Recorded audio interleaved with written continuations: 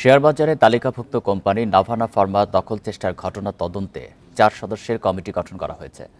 পাশাপাশি কমিটির তদন্ত প্রতিবেদন না দেওয়া পর্যন্ত পুনর্গঠিত পর্ষদকে কার্যকর রাখা হয়েছে। পুঁজিবাজার নিয়ন্ত্রক সংস্থা Bangladesh securities and exchange commission বিএসইসির এক সভায় এই সিদ্ধান্ত নেওয়া হয়। সভায় কমিটিকে 7 দিনের মধ্যে প্রতিবেদন দিতে বলা হয়েছে। বিএসইসি জানায় 5 আগস্টের পর পালিয়ে যাওয়া সাবেক পরিচালকদের একটি অংশ আবারও কোম্পানিটিতে ফেরার চেষ্টা করছে। বিকাশ পেমেন্টে 10,000 টাকার বেশি অফার, শপিং চলছে তো। তারই অংশ হিসাবে তারা জোরপূর্বক কোম্পানির পর্ষদ সভায় অংশগ্রহণ ও নানা সিদ্ধান্ত গ্রহণে প্রভাব বিস্তার করছে। এই অবস্থায় কোম্পানিটিতে বিনিয়োগকারীদের স্বার্থ হুমকির মুখে পড়েছে বলে মনে করছে শেয়ারবাজার নিয়ন্ত্রক সংস্থা। তাই পুরো বিষয়টি তদন্তের উদ্যোগ নিয়েছে বিএসইসি।